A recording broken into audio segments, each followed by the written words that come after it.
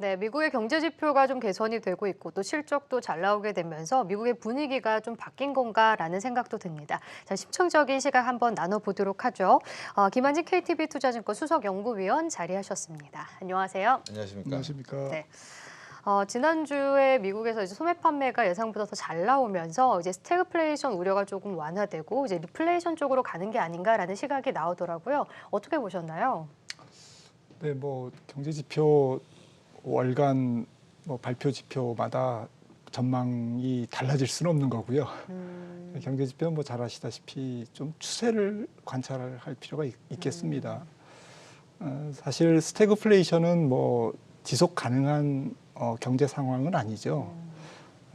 디플레이션으로 가는 징검다리. 만약에 스태그플레이션이 온다면 네. 이렇게 봐야 될 것 같고요.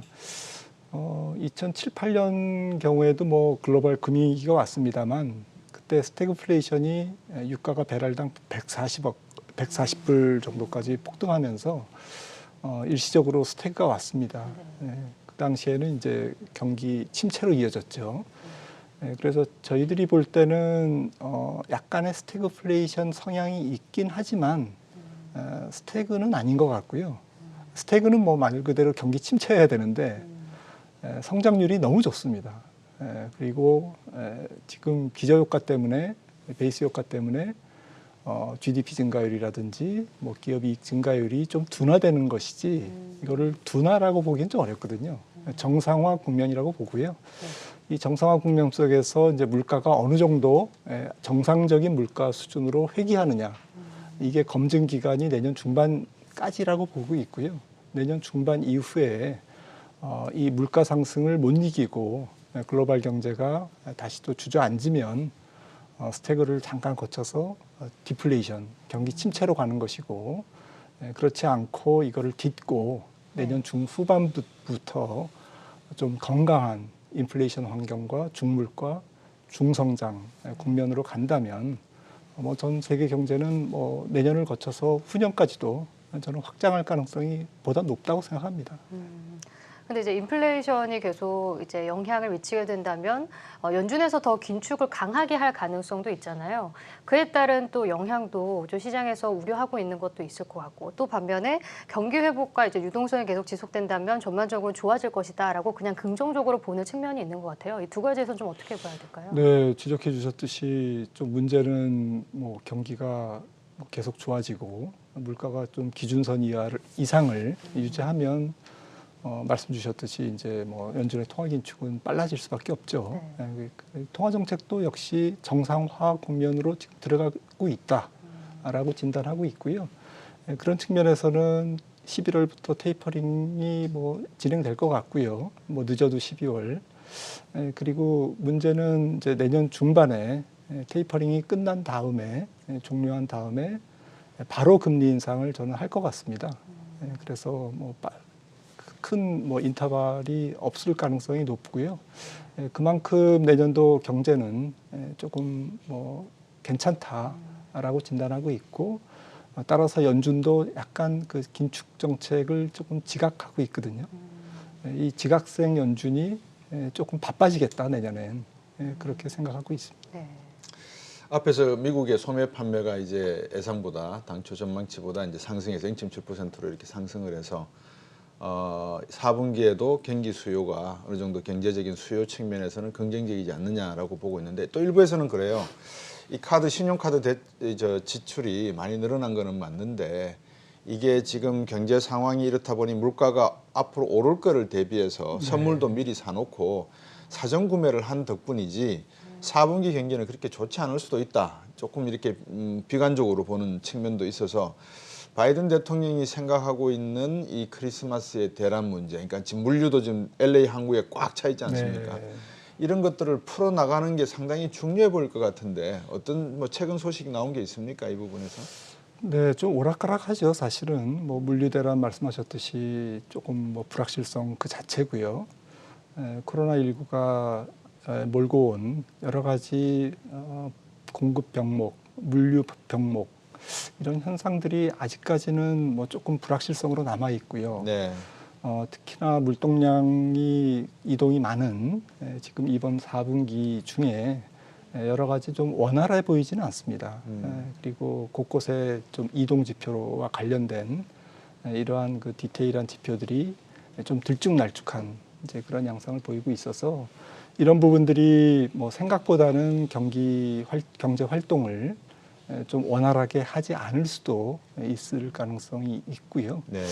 그럼에도 불구하고 뭐 전체적인 경기 추세는 좀 안정적이다라고 보는 이유는 네.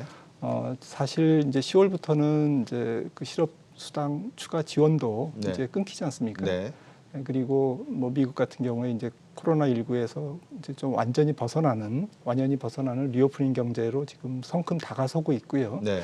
이런 부분들이 아무래도 경제 활동 그리고 기업의 현재의 일자리 수요로 봤을 때는 보다 빠른 고용 회복으로 이어질 가능성이 높고 특히 4분기의 전통적인 소비 시즌 연말과 내년 초까지 이어지는 그러한 이벤트들이 많기 때문에 계절적인 이런 부분 말씀 지적해 주셨던 이런 물류라든지 여러 가지 뭐 공급 상황의 애로 사항이라든지 이런 부분들을 조금 스무딩 시키면서 그래도 꾸역꾸역 경기가 조금 앞으로 나아가지 않을까 뭐 이렇게 생각하는 것이 뭐 일반적인 것 같습니다. 우리나라 경제를 보면 전체 성장률에서 수출이 차지하는 게 뭐 정확한 통계를 제가 안 봤습니다만 적어도 80% 이상은 넘고 있고요. 그렇습니다.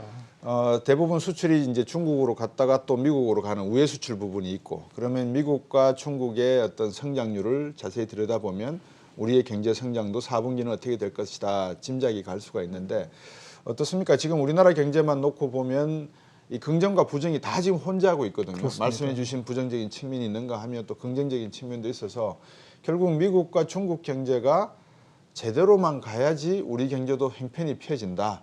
우리는 미국도 11월 8일부터 국경을 다 개방하겠다 그러고 접종자 한해서 우리도 11월 9일부터 위드 코로나 네. 시대로 가겠다 그러고 자 이렇게 되면 이제 항공주는 오를 거고 그죠? 네. 또 관광 레저도 오를 거고 이제 사람이 이동하다 보면 거기에 따른 많은 수요가 발생을 하는데 그렇고 보면 기업의 미래 가치에 투자를 하는 주식시장 여기도 4분기 이후부터는 긍정적으로 봐도 되지 않나 하는 조심스러운 예측도 가능한데 어떻게 보십니까?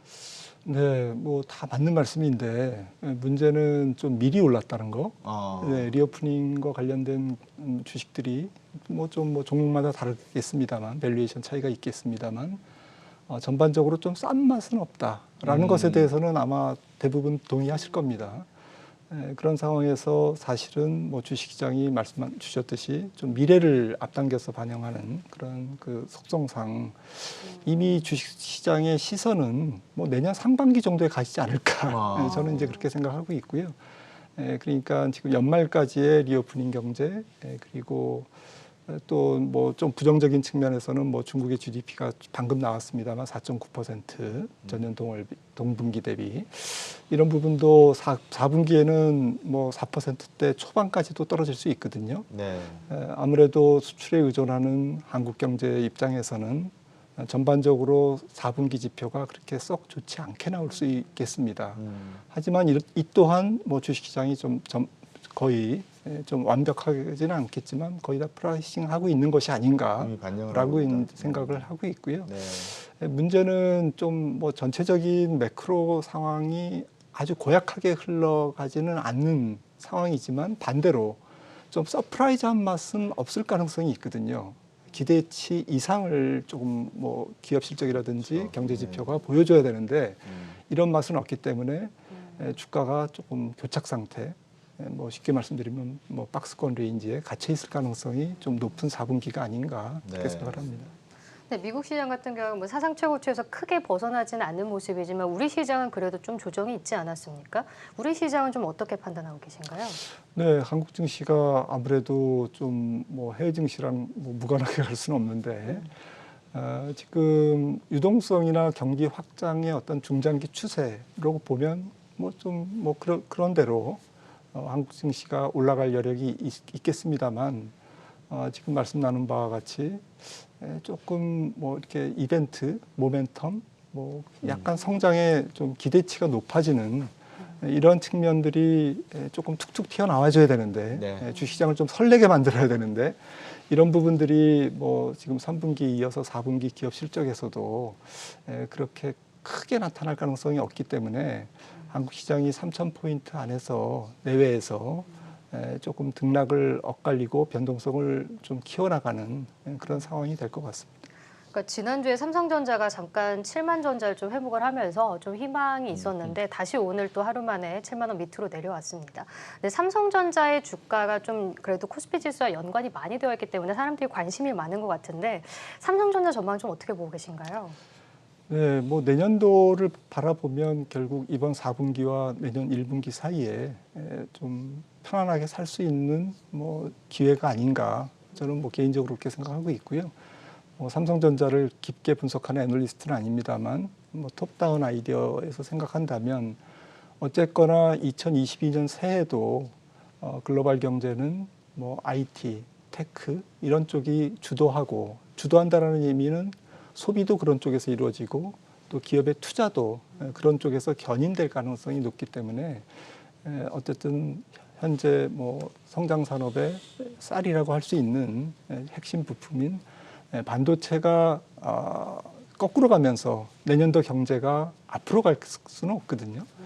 그런 측면에서는 뭐 삼성전자를 비롯한 전 세계 반도체 주식은 아무래도 지금 뭐 불투명하지 않습니까? 반도체 디램 경기에 대한 부분도 이제 좀 명확하게 나타나고 있지 않은데 이런 부분들이 좀 안개가 걷히는 시기가 이번 4분기 조금 늦어지면 내년 초까지라고 생각한다면 뭐 좀 편안하게 뭐 이 싼 구간을 이용해서 저점 매수할 수 있는 뭐 찬스라고 생각합니다. 이 경제 이론을 다루는 분들 중에서 이제 가정을 많이 하는데 그 가정 중에서 지금 상황과 똑같다는 걸 가정한다면 해서 이제 델타 변이 이후에 어떤 변이도 발생하지 않고 백신과 치료제가 작동이 되어서 이제 팬데믹 현상은 어느 정도 수그러든 시기가 오고 기업들의 본격적인 생산 활동이 인구 이동과 맞물려서 수요 증가와 맞물려서 본격화된다면 비록 원자재 가격 상승과 다른 뭐 천연가스나 이런 가격의 상승이 이 디플레이션의 효과를 가져온다 하더라도 경제 전반에는 긍정적인 효과를 줄 것이다라고 가정을 해보면 이제 주식은 가치주, 성장주 이렇게 네. 두지 않습니까? 그러면 지금 현재는 가치주가 앞장서 있지만 향후에는 성장주로 이렇게 한번 이목을 집중시켜봐도 되는 시점이 아닌가 하는 생각도 드는데 어떻게 보십니까? 예, 뭐 저는 동의합니다. 예, 지금 말씀 나눴듯이 지금 뭐 연말 뭐 조금 길면 내년 연초까지는 전체적으로 인플레이션의 압력이 조금 더 부각되는 그런 시기이기 때문에 좀 뭐 시장에서는 뭐 성장주보다는 뭐 금융주나 뭐 전체적으로 인플레이션은 이제 금리가 좀 움직일 가능성이 높기 때문에 내지는 뭐 시장이 좀 교착 상태에 있다 보면 뭐 오르는 종목 수가 줄지 않겠습니까? 네. 그러다 보면 조금 보수적인 밸류에이션, PR이 낮고 PBR이 네. 낮은 혹은 뭐 연말을 이제 시즌을 맞이해서 뭐 배당을 많이 주는 기업, 네. 뭐 어쨌든 이런 쪽으로 좀 투자가 보수화될 가능성이 있고요. 뭐 전체적인 뭐 국내 증시뿐만 아니라 글로벌 증시가 좀 가치주, 금융주, 뭐 지난 뭐 3분기 실적도 미국의 금융주는 실적이 좋았지 않습니까? 아주 좋았죠. 네, 우리나라도 좀 비슷할 것 같거든요. 밸류에이션도 좀 편안하고 또 배당 수익률도 높고 이런 주식들이 좀 각광을 받다가 또 에너지 가격이 많이 올라가니까 가격을 정가시킬 수 있는 소재, 뭐 이제 에너지 관련주 이런 쪽으로 좀 구경제 위주로 이렇게 갈 가능성이 있고요. 또 해가 바뀌어서 뭐 내년도에 들어가면 그래도 좀 꿈을 먹고 사는 주식이 되지 않을까. 내지는 뭐 이런 인플레이션이 결국 경기를 전 세계 경기를 뭐 무너뜨리는 그러한 기제가 변수가 아니라 결국 정상적인 경제 활동을 회복하는 과정에서 생긴 필수적으로 뭐 겪어야 되는 그런 여러 가지 현상 중에 한 부분이다라고 이제 해석을 하면서 전체적인 좀 실적 또 성장 이런 쪽에 초점이 맞춰질 가능성이 있기 때문에 좀 이번 4분기와 또 내년 초 이런 투자 전략을 좀 색깔을 다르게 달리 가져갈 필요가 있지 않을까 이렇게 생각합니다. 최근 쓰신 리포트를 보니까 이제 금리 상승기에는 원유와 이 구리 쪽이 조금 더 유리하다라는 말씀을 하셨더라고요. 그러니까 인플레이션 압력에서 주식에 좀 투자하기보다는 이 원유나 이쪽으로의 원자재 가격 상승에 조금 투자하는 것도 좋다라고 말씀하셨는데 그러면 저희가 좀 위험자산 회피로 봐야 되나요? 어떻게 봐야 되나요, 이걸? 네, 조금 뭐 전술적인 뭐 이렇게 대응이라고 생각을 합니다. 뭐 당분간은 뭐 전체적인 주식 시장이 그동안 뭐 사실 통화량, 유동성, 또 금리 이런 데 가장 혜택을 많이 받은 자산이 주식시장이었지 않습니까? 물론 이제 원자재도 많이 받았습니다만 주식이 가장 많은 혜택을 받았거든요. 저금리, 고유동성, 저물가. 근데 지금 4분기는 인플레이션과의 전쟁이거든요. 뭐 전쟁이라는 표현은 조금 과격합니다만 아무튼 인플레이션과 지금 싸워서 세계 경제가 제대로 나가야 되는 이제 그러한 과도기적 상황이기 때문에 이런 상황에서는 그동안 물가 상승의 저물가에 가장 영향을 긍정적으로 받았던 주식시장은 좀 주춤하고 또 지금 원유라든지 에너지 가격은 지금 뭐 좀 복합적인 이유에서 올라가고 있거든요. 경제가 좋아지는 순환적인 요인도 물론 있지만 지금 그린플레이션 뭐 탄소 제로라든지 뭐 이런 구리의 생산 감소, 철강제의 생산 감소 이런 부분들의 그린플레이션에 영향을 받고 있고 또 전체적인 뭐 통화량 증가에 대한 후유증, 뭐 후폭풍 그런 영향도 있거든요. 이러한 부분들이 당장 인플레이션을 좀 낮아지긴 하겠지만 기고 효과에 의해서 낮아지긴 하겠지만 좀 서서히 낮아지는 거지 급격하게 낮아질 가능성이 없다면 아무래도 원자재에 대한 조금 상승 가능성에 초점을 둔 투자가 이번 4분기의 대세가 아닐까라는 관점에서 주식보다는 커머더티가 좀 수익률이 높지 않을까라고 생각을 합니다. 네, 오늘 말씀 여기까지 듣도록 하겠습니다. 감사합니다.